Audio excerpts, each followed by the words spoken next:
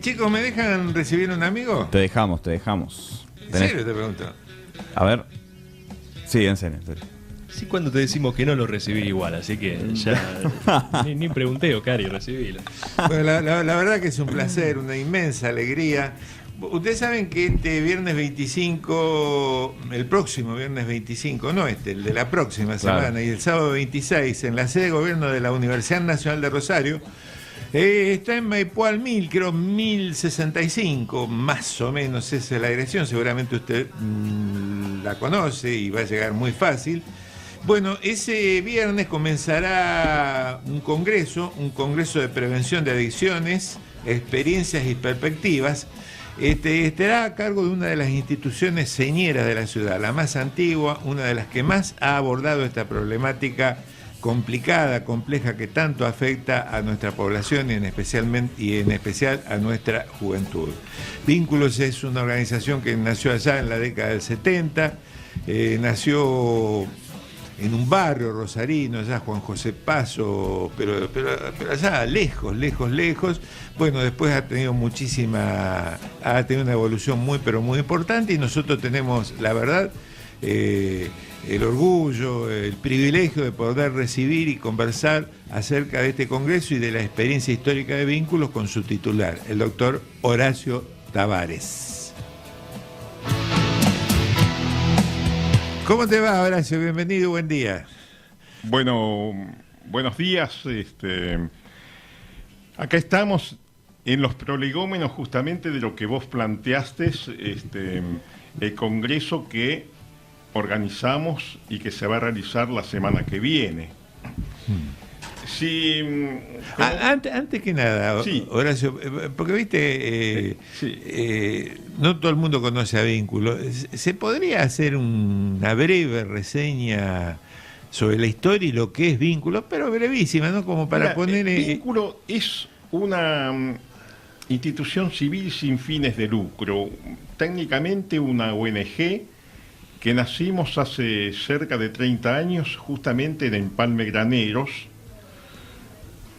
con intención de dar respuesta a lo que aparecía en aquel momento como los gérmenes de un consumo que después terminaría por desbordarse. Nosotros nos iniciamos en una escuela, en la 251, yo era docente de allí, María Alicia, la otra directora, era directora justamente de la escuela, y empezamos a registrar los primeros indicadores que había de consumo en la zona. Cuando empezamos a investigar nos encontramos con las familias atravesadas por alcohol y violencia, y en la década del 90, cuando se gesta aquel gran experimento neoliberal que encabezó el presidente Menem, produjo una situación de desocupación y subocupación que trepó en la zona alrededor de del 40%. Esto prácticamente impactó en todas las estructuras sociales de nuestro país, pero particularmente en el barrio, digamos, erosionó las tramas familiares, que son el principal sostén de la subjetividad de adolescentes y jóvenes.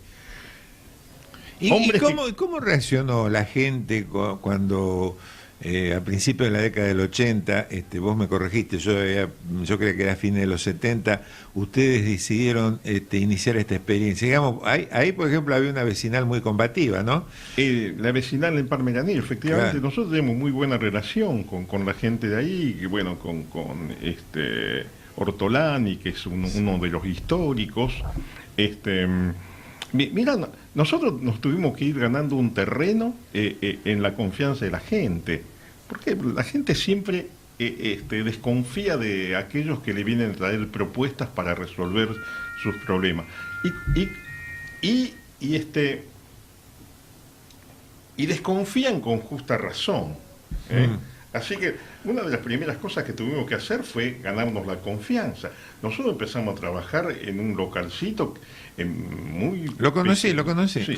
Y después fuimos creciendo, empezamos con estrategias preventivas, nosotros veníamos de la Escuela de Psicología Social, conocíamos las técnicas grupales, los enfoques sociales, y a partir de eso inmediatamente empezaron a aparecer personas que requerían tratamiento. Bueno, conformamos grupos, en primer lugar de alcohólicos, después de mujeres, y después fueron apareciendo pibes, y después nos fuimos extendiendo por de Empalme Granero a la ciudad.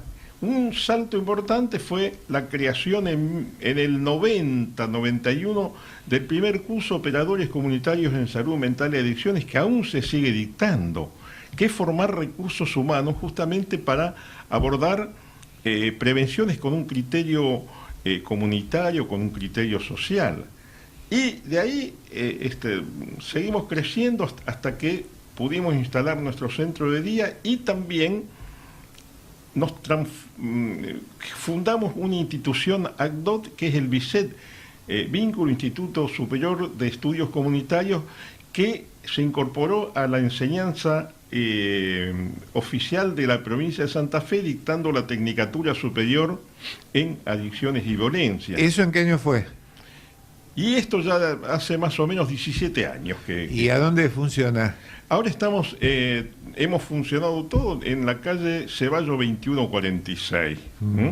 Ese es un poco el récord. O sea que si alguien quiere hacer la tecnicatura ahí, se inscribe ahí. O si no, lo más fácil es entrar en el Google, picás vínculo y de ahí te sale todo. La historia, y todo. todas las ofertas de capacitación, porque nosotros, es cierto, tenemos la Tecnicatura Superior en Adicciones y Violencia, el curso Operador Comunitario en Salud Mental y Adicciones, el curso de preventores comunitarios, que en este momento lo estamos llevando adelante en un acuerdo que hemos hecho con la provincia, con la agencia APRECOR, con la agencia de adicciones de la provincia. Estamos con 60 personas en Casilda y inauguramos el otro día acá en Rosario, en la sede de gobierno, con 100 personas. Además tenemos el curso de acompañantes terapéuticos, el curso de asistentes sociofamiliares, y vamos a desarrollar el año que viene un curso para expertos en adicciones y violencia en el ámbito educativo. Bueno, tenemos diversas ofertas, pero también tenemos la clínica, y fundamentalmente donde hemos desarrollado, creo que un trabajo innovador es en los territorios, en los barrios. En este momento estamos también en un convenio que hemos hecho con la Municipalidad de Rosario. Estamos desarrollando en la zona de Travesía y Juan B. Justo, estamos realizando un trabajo fundamentalmente con lo que es la comunidad toba. O sea que tenemos, y además tenemos varios equipos que están operando en distintas zonas de Rosario, un trabajo muy interesante en Capitán Bermúdez. Bueno, y todo esto, de alguna manera, lo vamos a presentar, lo vamos a traer, entre otras cosas, ¿no? En este congreso. Fíjate vos que es de adicciones, pero prevención. Hemos focalizado en la prevención, que es un hecho inédito. En general yo recorro congresos en el país y en los países vecinos, nunca se hace un congreso centrado en la prevención. Claro. Es más sobre los afectados ya. Claro. Pero ¿por qué razón nosotros hemos focalizado en la prevención? Bueno, ustedes no, el público que me está escuchando no está advertido de que el tema de los consumos de sustancias realmente ha crecido y se ha transformado en una situación altamente problemática en nuestra sociedad. Esto lo admitió el gobierno nacional, declarando la emergencia en adicciones. También fue tomado por el gobierno provincial y alrededor del programa Abre Vida, sí, que el gobernador lo presentó a principios de año, desarrolló una serie de propuestas reconociendo la gravedad del problema. Ahora, frente a esto, realmente por lo menos en un sector de la sociedad, no digo que toda la sociedad, se ha abierto un debate en relación a cuáles son los caminos más pertinentes para abordar, en todo caso, paliar y frenar esta situación de consumo de sustancias, ¿no? Estamos conversando con el doctor Horacio Tavares, es director de Vínculo, que el próximo 25 y 26 en la sede de la UNR van a realizar un congreso sobre adicciones, experiencias y perspectiva. Doctor, le quiero hacer una pregunta. Sí. ¿Cómo afecta este tema del consumo en la salud? Vos hablabas de la trama social, sí, y en la familia primero y en la trama social, digamos, porque digamos, se habla mucho de una sociedad que está, que está prácticamente a merced de esto, ¿no? Sí. Mirá, a mí me gusta siempre tomar las palabras de un psicoanalista francés, Yves Pelissier, para definir qué son las adicciones. Fíjate, él con un lenguaje cuasi poético dice, las adicciones, digamos, son una respuesta monstruosa a una carencia monstruosa. Una respuesta monstruosa a una carencia monstruosa. Y trabaja en dos planos. El plano de la respuesta monstruosa, que va a ser los consumos. No todo consumo es adictivo. Tenemos una serie de fases del consumo, desde la experimentación. ¿Y cuáles no son adictivos? ¿Cuáles no son adictivos? No, todos los consumos, claro, de sustancias psicoactivas no llegan a ser no son adictivos, sino que son fases. La adicción es la estación final de un proceso de consumo. Está bien.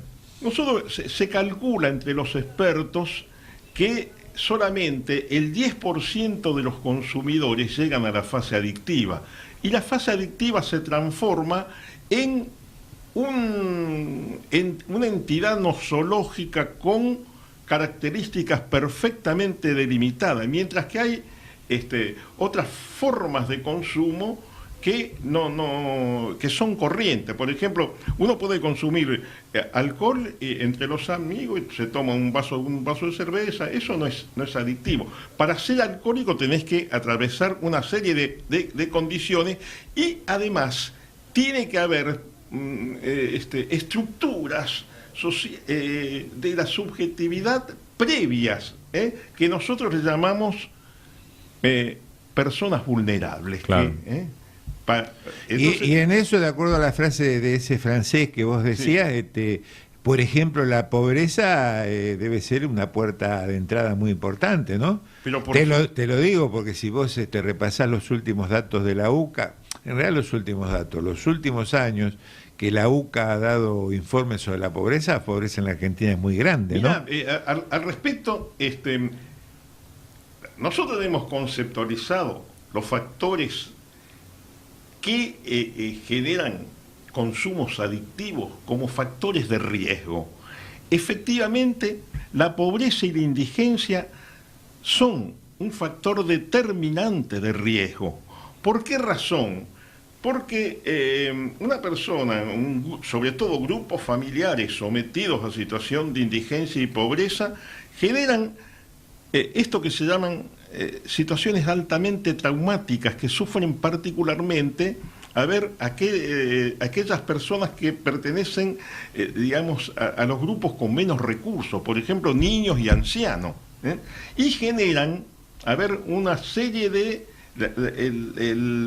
una situación traumática crónica genera estresores que van a incidir en los sistemas cognitivos, los sistemas emocionales, los sistemas vinculares, los sistemas, y también a nivel neurobiológico se produce una serie de alteraciones que determinan después una población vulnerable. ¿Qué es una población vulnerable? Es una población que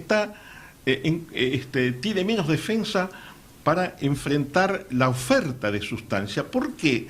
Porque esa población vulnerable, tiene menos recursos para afrontar los traumatismos y las contradicciones permanentes de la vida cotidiana. Sucumben frente a situaciones donde otra persona puede resolverlo. A ver, tengamos, el sistema arroja a la vulnerabilidad por intermedio de estas tasas de pobreza e indigencia, 34% la UCA, 6% de indigencia, 40% de la población en situación de pobreza e indigencia, los arroja, digamos, a esta situación de consumo. Pero a su vez, el sistema, fíjate vos lo perverso que es, que les da para calmar este malestar, esta angustia, estos pesares, le ofrece sustancias psicoactivas, legales y ilegales. Ahí estamos, ¿no? Y uno de los grandes debates que están planteados en nuestro medio es, a ver, ¿cómo resolvemos esto? A ver, ¿por qué? Porque hay un sector de la sociedad y un sector de la clase dirigente que dice, esto se resuelve militarizando la sociedad, se resuelve criminalizando la pobreza y fundamentalmente la niñez. Y enfocan entonces todo, ¿no es cierto?, contra las villas miserias, contra los pibes. Y esta visión ya fracasó en Colombia, fracasó en México, fracasó en Brasil. Esto no es únicamente sino una vuelta de tuerca donde los sectores dominantes de la sociedad desplazan el blanco que tiene que ser contra los grandes grupos narcos y lo apuntan contra los pibes. Y este es un tema. Y el otro tema, sí. No. Bueno, y la otra postura, que también polémica, es con aquella gente que plantea como alternativa reducción de daño. ¿Por qué? Porque los que plantean reducción de daño han dicho de que esto sucede por el prohibicionismo. En vez de apuntar a los cárteles de la droga, apuntan a la gente que un cura de barrio que dice, bueno, la droga, apuntan contra esto y se olvidan, en todo caso, de que el consumo de sustancias psicoactivas, cualquiera sea, siempre produce daño. Por lo tanto, ellos no hacen, no juegan con estrategias preventivas. La tercera posición es la que creemos encabezamos nuestra institución y otra gente, que es apostamos a la prevención, pero una prevención, escúchenme, que no sea descafeinada. Es una prevención... ¿Y eso qué quiere decir? Que no sea decir, y las sustancias son... Una prevención que sea transformadora y que lleve a que la población tome conciencia de cuáles son las razones y las causas que se esconden tras los consumos, que pueda haber atrás de la escena, que pueda haber que los grandes responsables de esto son, corporaciones que están en relaciones perversas, ¿no es cierto?, con determinados sectores del Estado, particularmente con fuerzas de seguridad, con fuerzas de inteligencia, pero también con el sistema financiero bancario. Claro. Esto entre otras cosas, para charlarlo mucho, porque esta es una de las cosas que nos ha enseñado Jane Petras. Jane Petras tiene un informe donde demuestra de que la gran crisis bancaria del 2008, ¿sabe cómo fue salvada? Fue salvada con el dinero del narcotráfico, y donde grandes corporaciones bancarias, Ichibí, Citicorp, etcétera, etcétera, copaban esto. Entonces, esto es lo que soporta, digamos, toda esta expansión de consumo de sustancias. Martín. Sí, quería preguntarte, sí. Vos hablaste de cómo se militarizan los barrios, ¿no? Sí. Y yo me acordaba de la gendarmería llegando a Rosario, sí. Y también hablaste de que ahora se declaró la emergencia en adicciones. Sí. Yo quería preguntarte si vos... bueno, y aparte la lucha contra el narcotráfico es como uno de los pilares del gobierno actual. Yo quería preguntarte cómo ves la respuesta estatal en este momento, si lo ves igual que antes. Hablamos de respuesta estatal y discriminamos nación y provincia. Claro, sí. No, por eso. Mismo, digamos, mirá, Yo creo que lo que está planteando el gobierno nacional es un lema, como se dice, por la galería. Claro. Dice, luchemos contra el narcotráfico, pero ellos en realidad lo que están haciendo es luchar, es criminalizar, digamos, a los sectores más pobres e indigentes de la sociedad, los que más sufren y los que viven en Villa Miseria. Tengan presente lo siguiente: efectivamente en Villa Miseria hay algunos bolsones de narcomenudeo, pero el corazón de esto no está en la Villa Miseria. Yo te voy a dar un solo dato y si tenés lápiz, anotá. Mira, estudios oficiales, Estudio Nacional de Consumo de Sustancia de la Cedronar del 2010, porque el que vino en el 2017, en realidad, yo lo estuve mirando y deja mucho que desear. Tomo el del 2016. ¿Sabés cuánto consumido de cocaína había de acuerdo a esto? ¿Cuántos? 500.000. El 10% de estos son 50.000, que son adictos. ¿Por qué hago este planteo? Porque de esos 50.000 están consumiendo cerca de 20 gramos de cocaína por mes. ¿Sabés cuánto cuesta un gramo de cocaína hoy en el mercado local? Entre 300 y 500 pesos. Multiplicás esa cuenta y te va a dar la cantidad de millones de pesos que se recaudan mensualmente en este país por la renta criminal que produce la cocaína. ¿Vos te crees que los dueños de esto, los responsables, están en las villas de miseria? En la villa de miseria, ¿a quién envían? Envían a los varones del conurbano, digamos. La banda de los monos es nada más que son empleados de los que no vemos. Son empleados de los que no vemos. O sea que eliminar la banda de los monos y aparecen otros, y aparecen otros. Esto lo demostró también Carlos de Frade. Claro, eso ¿no? iba a decir. Impresionante, Horacio. ¿Tenés unos minutos más? Sí. Porque tenemos que ir a la tanda, Irene. Vamos con la tanda y después vamos a seguir conversando con Horacio Tavares, director de Vínculos, que está organizando para este 25 y 26 de agosto en la sede de la UNR un congreso sobre adicciones, experiencias y perspectivas. Seguimos conversando con el doctor Horacio Tavares, director de Vínculos. Horacio, vos hablabas recién de que un adicto puede llegar a consumir más o menos hasta 20 gramos es un mensuales, promedio, un promedio, y que cada gramo de cocaína se puede conseguir en el mercado entre 300 y 500 pesos. Exacto. Esto significa que para consumir, que un adicto necesita de 10.000, olvidemos no del número general del que estamos hablando, que es un número impresionante, sí. Y que explicaste, me parece, muy bien en el bloque anterior. Pero un adicto necesita 10.000 pesos, o roba, o es un tipo que tiene un ingreso muy alto. Sí. Esto es lo que lleva a que muchos sectores de clase media para abajo tengan que realizar actividades delictivas, ¿no?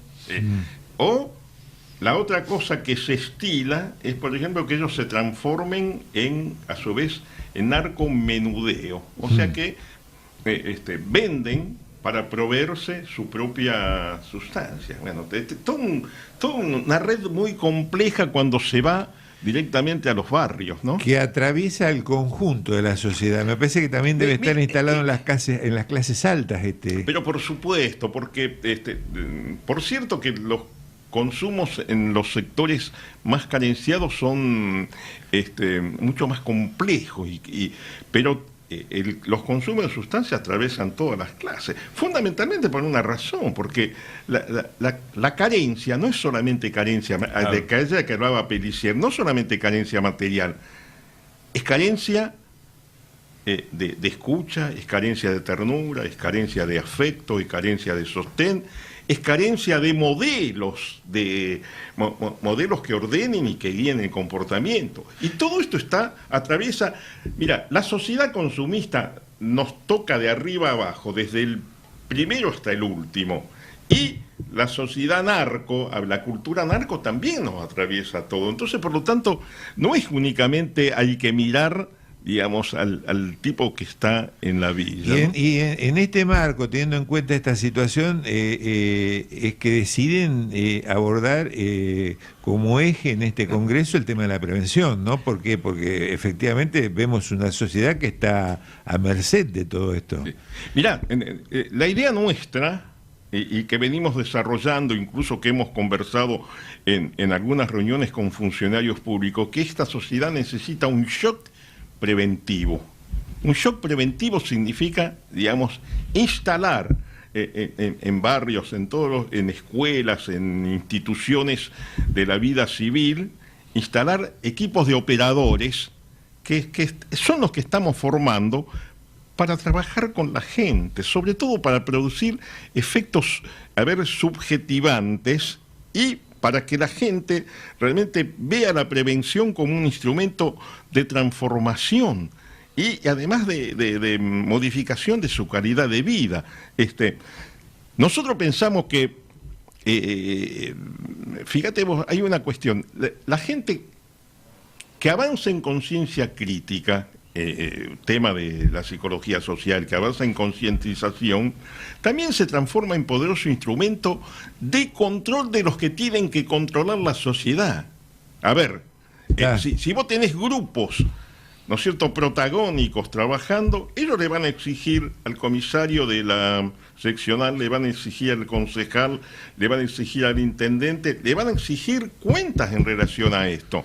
A ver, fíjate vos, yo el otro día estuve en un trabajo en el Colegio de Abogados y justamente le planteaba esta situación, la contradicción que hay, que en los barrios la gente conoce quién transa, quién esto, cómo se gesta, y no tiene modalidades o formas para que esto se exprese en comportamientos activos. O sea, yo le decía a los abogados, ustedes dentro de la Constitución y dentro del campo jurídico que nos está regulando, tienen que encontrar las formas en que la gente tenga mayor participación, que la gente pueda expresarse, que la gente esté protegida por esto, porque esto que viene de esta fuerza poderosa, si no parecería que esta fuerza poderosa que tienen los narcos, que porque son mucha plata, parecería que nos aplastaría.